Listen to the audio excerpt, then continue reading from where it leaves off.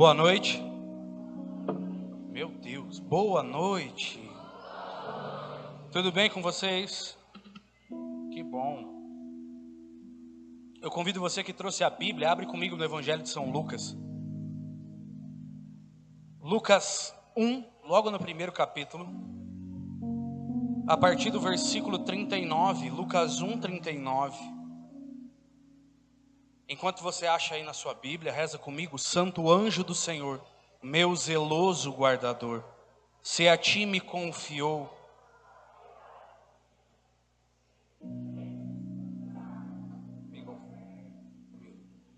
Amém. Você que está sem Bíblia, presta bastante atenção, porque essa palavra é a palavra de Deus para nós nessa noite. Naqueles dias, Maria levantou-se e foi apressadamente à região montanhosa, à cidade de Judá. Ela entrou na casa de Zacarias e saudou Isabel. Quando Isabel ouviu a saudação de Maria, a criança saltou de alegria em seu ventre. Isabel ficou cheia do Espírito Santo e com voz forte exclamou: Bendita és tu entre as mulheres e bendito é o fruto do teu ventre. Como posso eu merecer que a mãe do meu Salvador me venha visitar? Logo que ressoou aos meus ouvidos a tua saudação, a criança pulou de alegria no meu ventre. Feliz é aquela que creu, porque se hão de cumprir todas as coisas que da parte do Senhor lhe foram ditas. Palavra da salvação. Dá um beijo aí na sua Bíblia, aplauda a palavra de Deus porque ela é santa.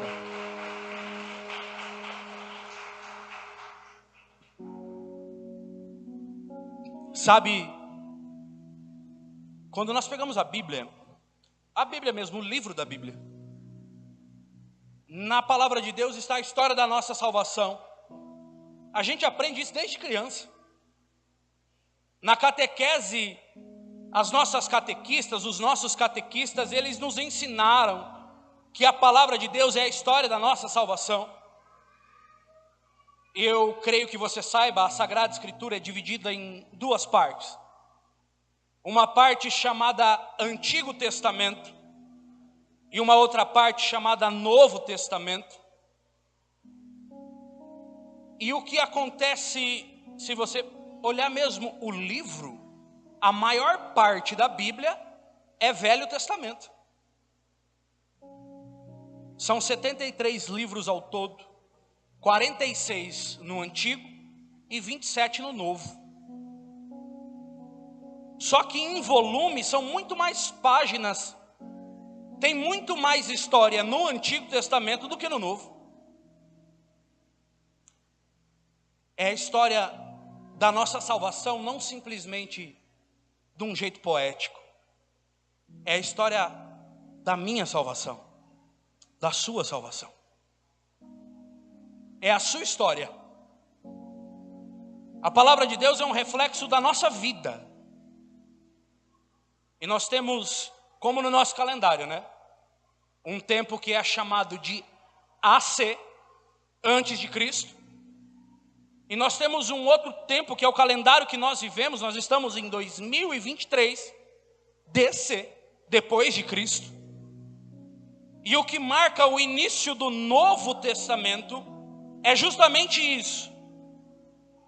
O momento em que o nosso Deus, o Verbo encarnado, ele se encarna. E ele vem habitar entre nós.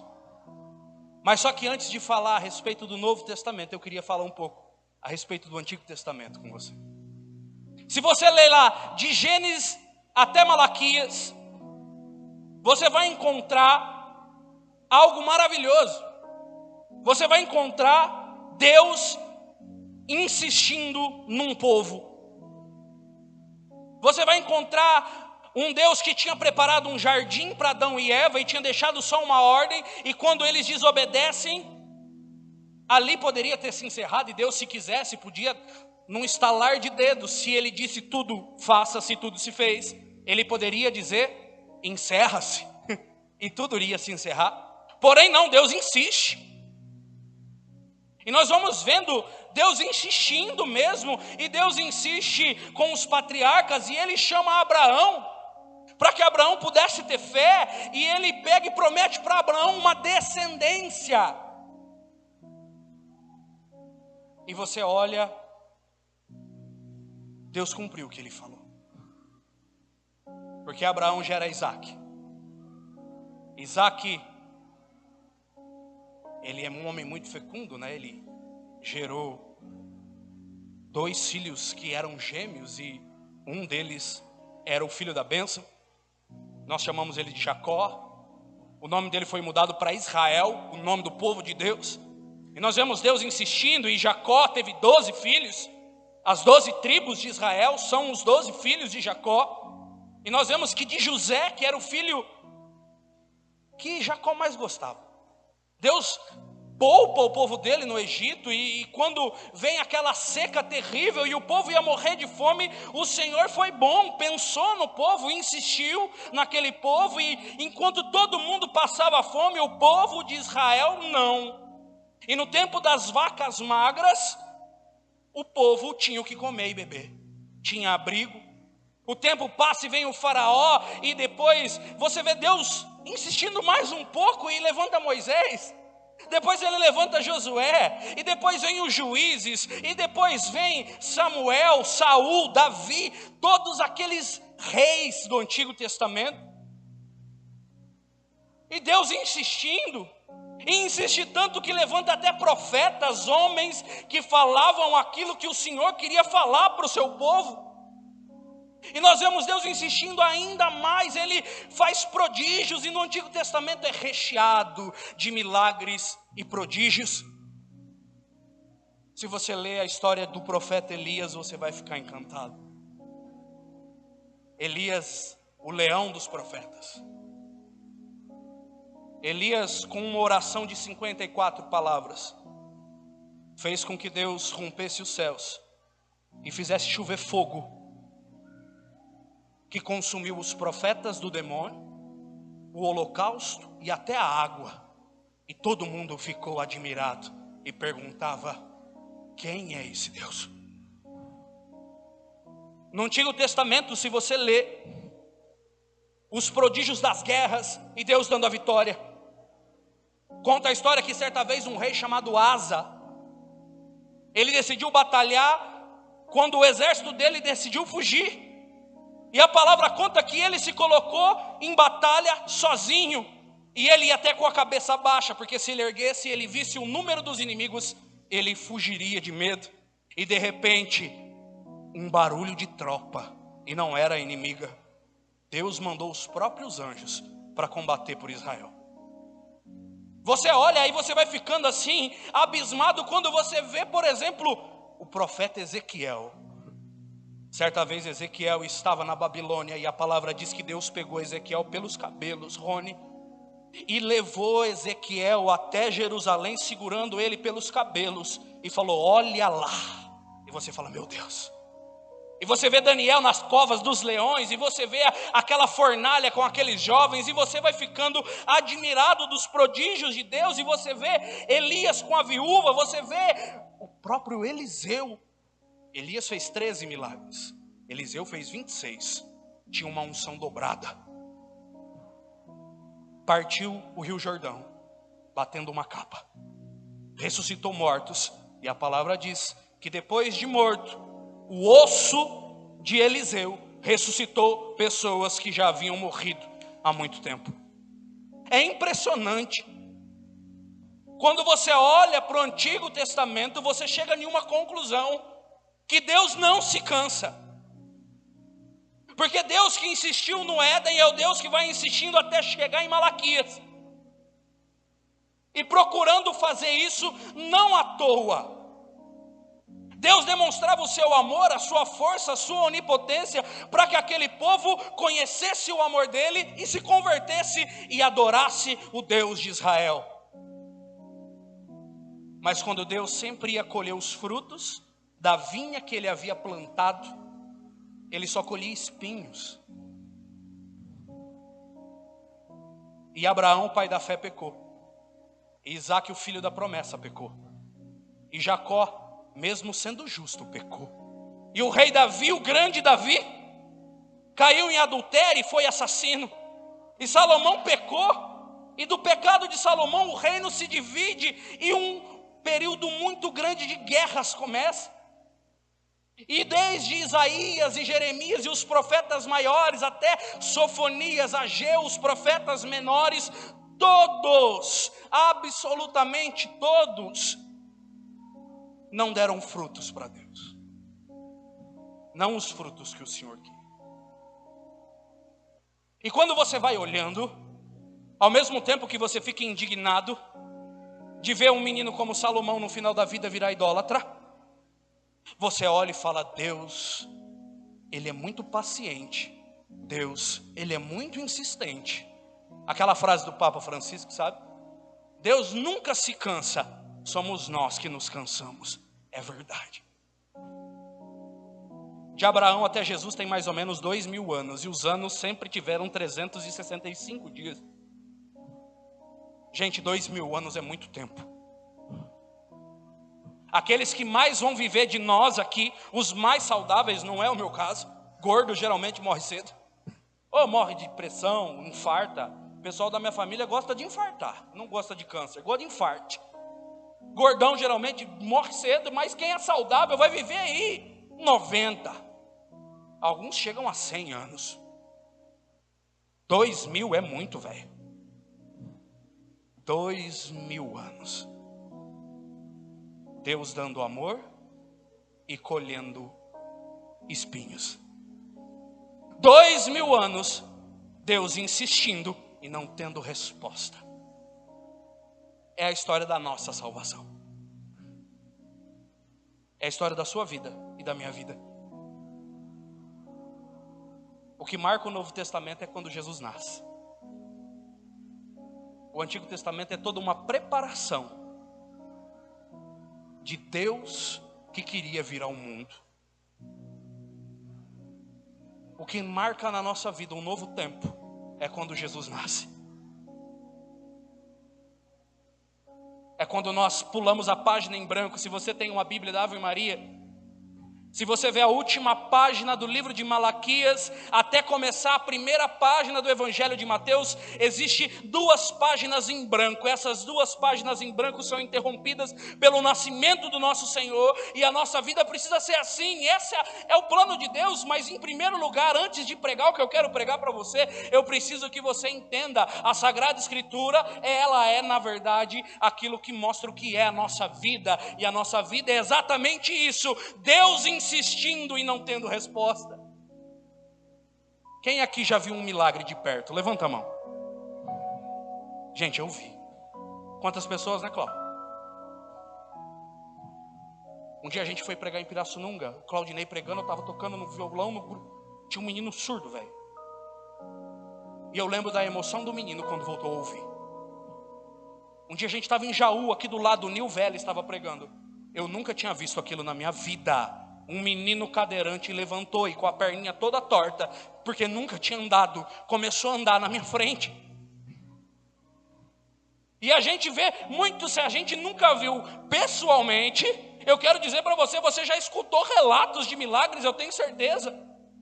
De uma criança que está para morrer e de repente aparece uma enfermeira que ninguém sabia quem era e cuida, a enfermeira some, o médico some. Você que veio no grupo, você viu o Emerson pregando, um homem tinha câncer no osso. E um médico que chamava Rafael curou ele, velho. E nunca existiu um médico chamado Rafael no bendito do hospital, e o cara está aí vivo. E a gente vê, se não na nossa vida, na vida dos outros, mas na nossa vida, se você for honesto, se você for honesta, minha irmã, você vai ver que Deus insistiu em você e não foi pouco, independente de qual seja a sua idade. Deus insistiu. Deus insistiu. E Deus ia te amando e te dando família e te dando exemplos. E quando faltavam os exemplos dentro de casa, Ele colocava fora de casa. E quando você não tinha amor dentro de casa, Ele te dava amor de fora. E Ele ia insistindo, e Deus insistiu. E nos nossos erros Ele nunca nos julgou. Se alguém erra perto de nós nós, muito difícil, passamos de verdade por cima desse erro. E sempre quando nós vamos nos relacionar com alguém que nos traiu, por exemplo, aquela traição sempre vem, por mais que não exista mágoa, você tem sempre aquela marca e você sabe, essa pessoa é uma traidora porque um dia me traiu. Eu duvido alguém levantar a mão aqui e falar que Jesus apontou um pecado seu na sua cara. Nunca uma palavra dura, nunca um julgamento, nunca que você buscou ele e ele não te ouviu, nunca.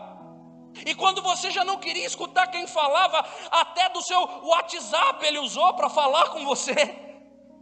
E você vê um Reels, um videozinho do Instagram de 30 segundos, e naqueles 30 segundos, se você entra nos comentários de um trecho, de um filme, de uma mensagem, e você vai nos comentários do Instagram, você vai encontrar uma pessoa falando assim: eu estava em depressão, eu ia me matar, e eu vi esse vídeo, e eu decidi continuar. E você fala: meu Deus do céu, é assim? É Deus insistindo na nossa vida, Deus insistiu em você. Deus insistiu em mim. Alguns ele insistiu 10 anos e a pessoa acorda e se converte, outros 20, 30, 40, talvez até hoje você não tenha acordado, mas eu quero falar para você, Deus até hoje, eu tenho certeza absoluta, Deus insistiu na sua vida e te deu bênção, e te deu graça, e te deu consolo, e te deu perdão. E por mais triste, por mais que sua vida seja uma tragédia quando você conta, eu tenho certeza que se Deus não estivesse, como canta o salmista, se Deus não estivesse ao nosso lado, com certeza os homens nos teriam devorado. Por mais que a nossa vida seja uma tragédia em cima de outra, se Deus não estivesse conosco, nós não estaríamos aqui. E o fato de você estar aqui hoje, nessa terça-feira, já mostra para mim, e tem que mostrar para você, que Deus insistiu em você. Me desculpa, até as mães cansam de investir nos filhos. Nós somos missionários e a gente conversa com mãe de jovem torto e ela fala: eu já não sei mais o que eu faço, eu não tenho mais o que fazer. E por mais amor que exista no coração de uma mãe, nunca vai se comparar ao coração do nosso Deus. É a história da nossa vida. Não é a história só de Adão e Eva, Abraão, Isaac, Jacó, Davi, Salomão, Roboão, aquele monte de rei, Isaías, Jeremias, Daniel, Ageu. Não é só a história deles, é a história da nossa vida. A nossa vida, ela é um Antigo Testamento de Deus insistindo e fazendo prodígios e milagres, de Deus insistindo e abençoando e perdoando, e quando Ele vai colher um fruto, Ele encontra espinho. A nossa vida é assim. Mas longe de causar desespero, essa noite tem que ser uma noite de esperança para nós. A igreja ensina que Deus pensou a nossa salvação desde antes da fundação do mundo. Antes que Ele dissesse faça-se, a primeira coisa fosse feita. Antes que Ele dissesse haja luz e a luz houvesse. No coração dele, que tudo sabia, ele já pensava em nós. Ele já pensava na maneira com que ele iria nos salvar. E é bonito, porque quando nós lemos no Antigo Testamento, Salomão vai construir o templo, e o arquiteto de Salomão era o próprio Deus de Israel. E ele começa a falar: Salomão, na parte de fora do templo, esse lugar tem que se chamar átrio. E ele começa a descrever como deveria ser esse átrio.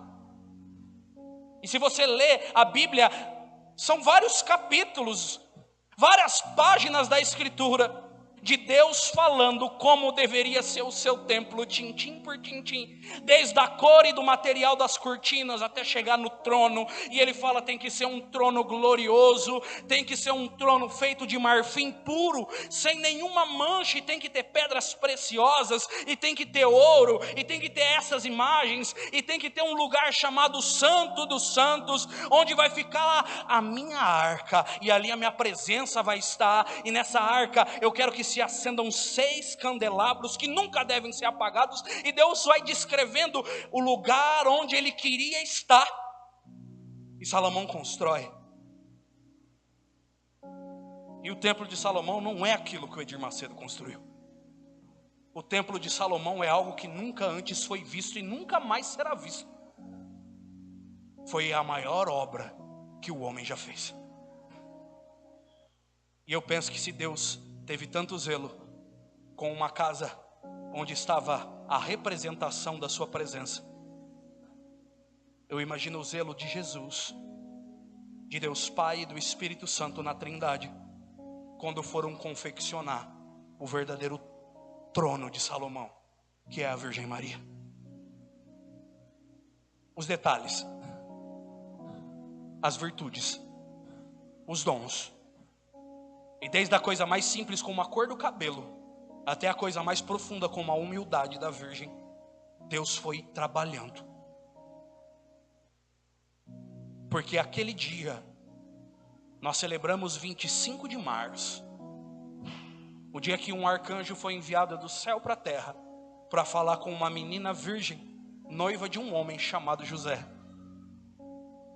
Quando Deus enviou aquele anjo, e aquele anjo se assusta quando vê Nossa Senhora, porque nem Gabriel, que tinha visto o trono, o templo de Salomão, tinha visto algo tão belo como ele viu na Virgem Maria. E o anjo se assusta e fala: ave cheia de graça. E o Novo Testamento começa. A história da salvação muda de rumo quando Deus encontra o fruto que não encontrou nos profetas, nem nos sacerdotes, nem nos levitas, nem nos homens e mulheres de Deus do Antigo Testamento, no coração de uma menina. E Deus, que por 2000 anos queria frutos e colheu espinhos, pela primeira vez colhe um fruto. E quando Deus colhe aquele fruto, meu irmão, a história do mundo muda, o calendário muda, tudo muda. O enfermo volta a ter esperança, o cativo volta a ter esperança. O que antes era perdido já não é mais perdido, porque Deus veio. Quando Deus colheu o fruto do coração da Virgem Maria, naquele sim, o mundo mudou. E começou um negócio chamado Novo Testamento, que dura até hoje. Só que lembra que a nossa vida é igual à Bíblia. Tem um Antigo Testamento, e esse Antigo Testamento você está bem familiarizado com ele, eu tenho certeza.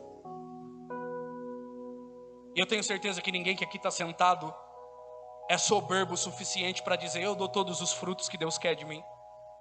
Eu tenho certeza que nenhum jovem aqui tem a coragem de falar: eu sou o jovem que Jesus quer. Eu tenho certeza que nenhum casal casado, eu sou casado, e eu tenho absoluta certeza que eu não sou o marido que eu deveria ser. Eu não sou o pai que eu deveria ser. Eu tenho certeza que você que está sentado aqui nessa noite, quando você olha para dentro de você, você vê que de fato é um monte de espinhos, ao invés de um monte de frutos. Não é possível que é só comigo. Não é possível que você, feito aquele homem tolo do evangelho, que encheu os celeiros e fala: agora eu posso descansar, você já chegou nesse ponto. Não. Nós vivemos muito tempo no Antigo Testamento. O Novo Testamento foi planejado por Deus para começar com uma menina.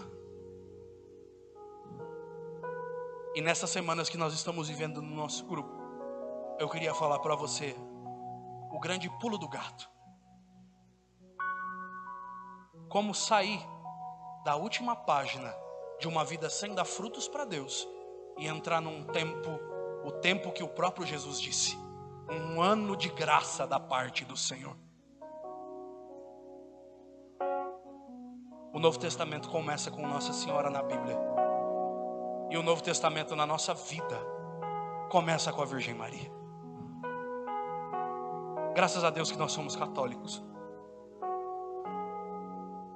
Graças a Deus. Sabe,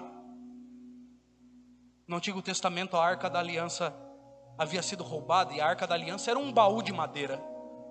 E dentro desse baú tinham as tábuas que Deus havia escrito, as tábuas dos mandamentos.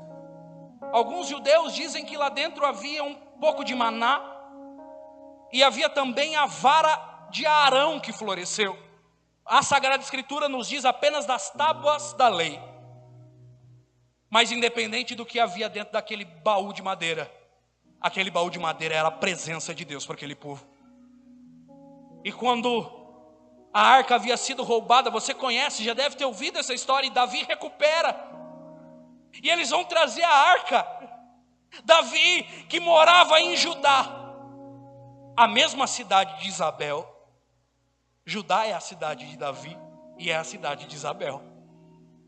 Quando eles estão trazendo a Arca da Aliança, Davi diz uma frase, e ele diz: eu não mereço que a presença do meu Senhor me venha visitar. Alguns anos depois, muitos anos depois, a Arca da Aliança, a verdadeira, a Virgem Maria, aquela que não tinha somente um pedaço de pedra dentro, mas tinha a própria lei, os próprios profetas resumidos, tinha Deus no ventre. Ela entra na casa de Isabel e ela fala: Ave Isabel. E a palavra diz que Isabel naquele momento ficou repleta do Espírito Santo, e ela diz exatamente as mesmas palavras de Davi: como eu posso merecer que a mãe do meu Senhor me venha visitar? E João Batista pula no ventre dela e ela canta. Ei, sabe, o Novo Testamento na sua vida começa quando Nossa Senhora sai apressada de onde ela está para ir te visitar. E eu quero falar para você, com a ousadia do Espírito, Nossa Senhora saiu de onde ela estava no céu e veio apressadamente às montanhas da cidade de Araraquara para te visitar. Quando o Gabriel disse ave, o Espírito Santo gerou Cristo nela. Nós não vamos escutar nunca um arcanjo falando ave para nós, nunca. Mas nós vamos, como Isabel, escutar ela falando ave e o nosso nome. E quando as palavras santas dela chegam nos nossos ouvidos, e é isso que Nossa Senhora faz. A devoção a Nossa Senhora, meu irmão, minha irmã, você que veio hoje aqui, ela não é alguma coisa acessória na nossa fé, ela não é alguma coisa que é um adicional, ela não é a diferença, não. Eu quero falar para você, é essencial, porque a Bíblia se divide quando ela disse sim, e a nossa vida se divide quando nós dizemos sim para ela, porque quando ela vem, junto com ela, ela traz não a arca, não apenas a presença representada de Deus, ela traz o próprio Deus para a nossa vida. E daí a nossa vida, que antes era um Antigo Testamento de Deus insistindo, e nós não dando frutos. Ei, a sua família não está perdida, ela só está no Antigo Testamento ainda. Seu ministério não está perdido, sua vocação não está perdida, seu matrimônio não está perdido. Você não é um caso perdido. Você ainda só está no Antigo Testamento. Só que hoje, em nome de Jesus, a Virgem nos visita. E quando ela fala o nosso nome, nós temos que ter um coração de Isabel. Sabe, é duro viver com Deus. É muito bom. é a melhor coisa do mundo. Mas o próprio Jesus sempre nos advertiu que não seria fácil.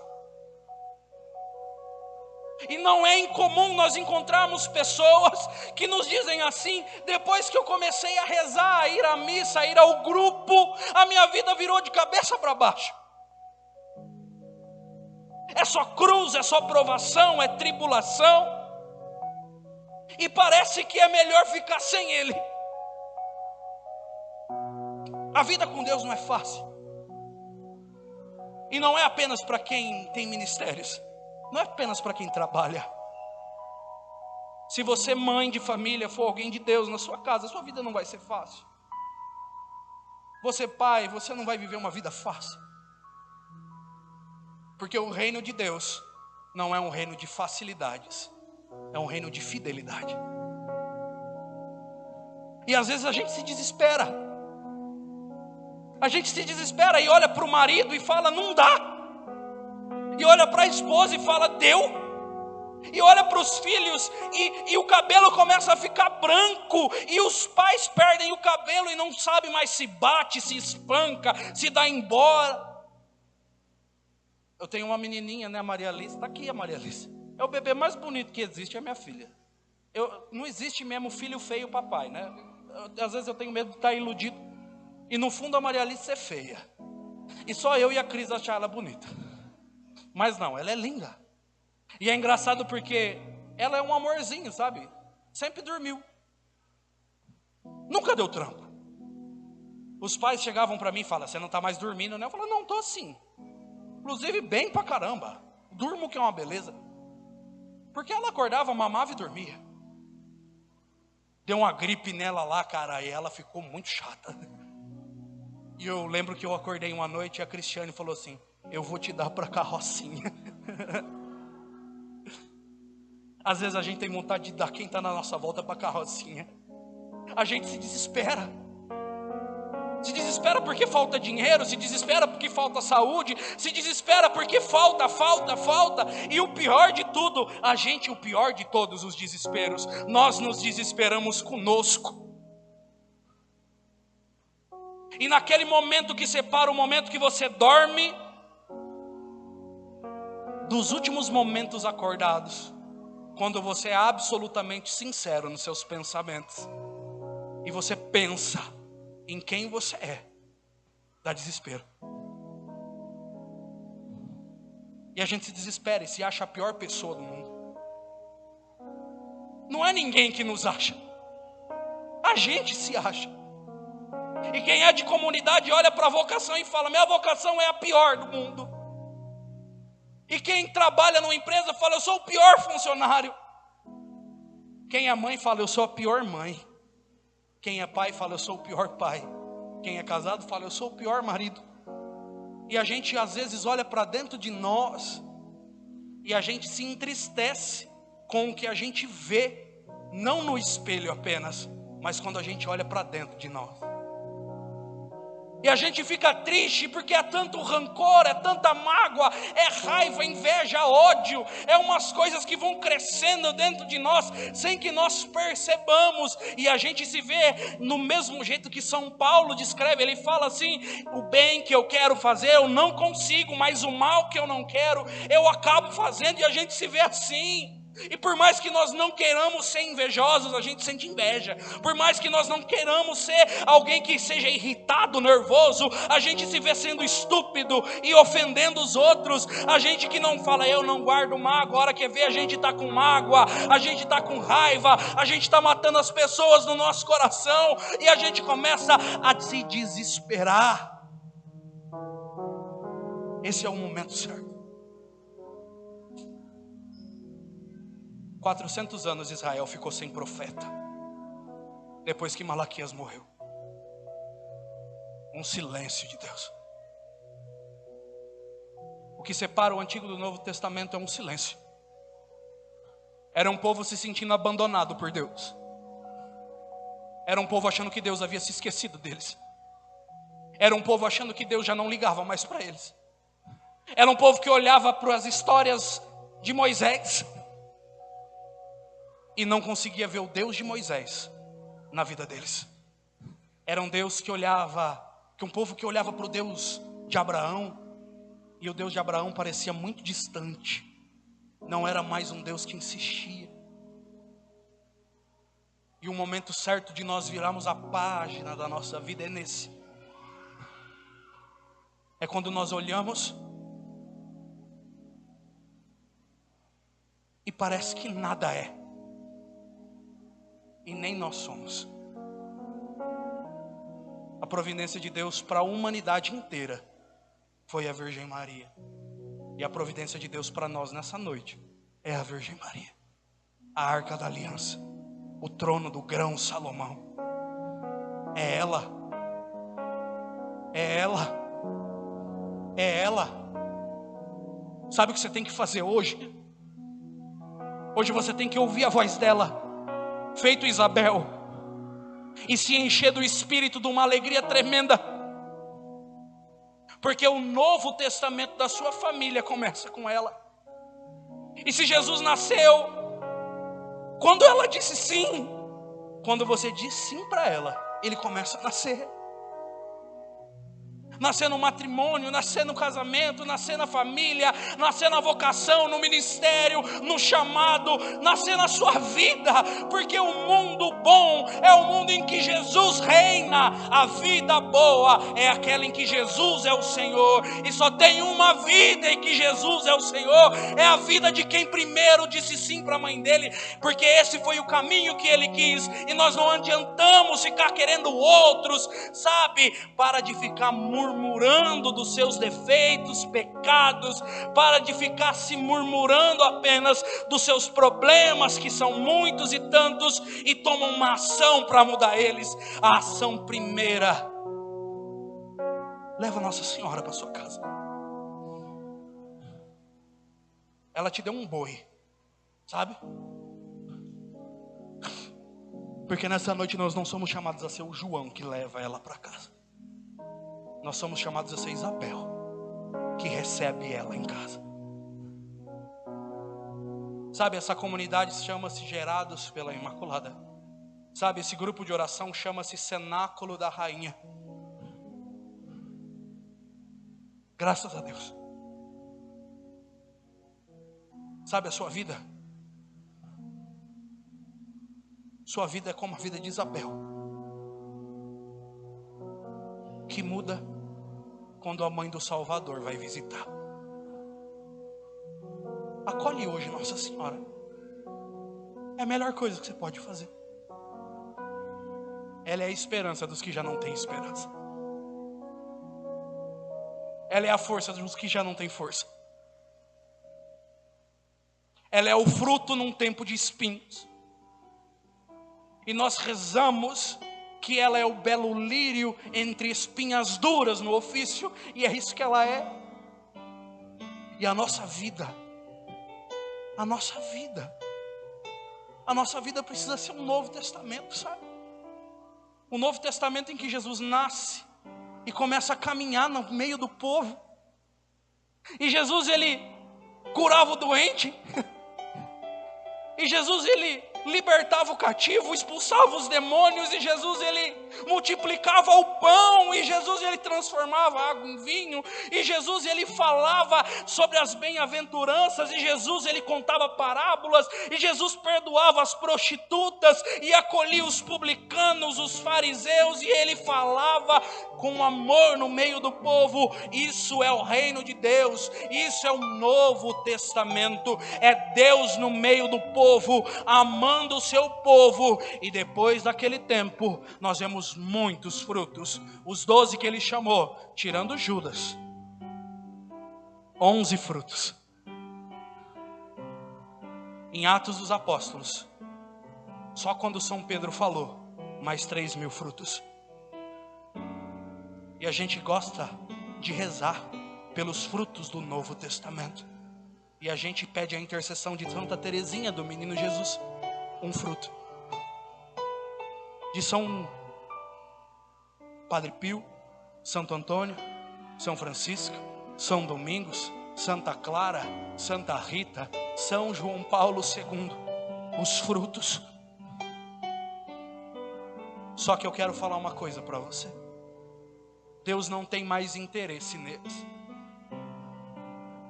Deus não liga mais para Terezinha, nem para Santa Clara, porque elas já são dele. O negócio dele é com você. O negócio dele é com você, jovem. Homem, mulher, casado, família. Não, não tem nada não. São Francisco já está no céu. O negócio dele é com você. Você tem que ser a vinha que quando Deus procura um fruto, Ele encontra um fruto. A sua família tem que ser a vinha que quando Ele quer fruto, encontra fruto. Sua vocação tem que ser uma vinha que quando Ele quer fruto, Ele encontra fruto. E não apenas espinhos. Começa o Novo Testamento hoje do jeito que Deus começou o dele, com uma menina falando sim.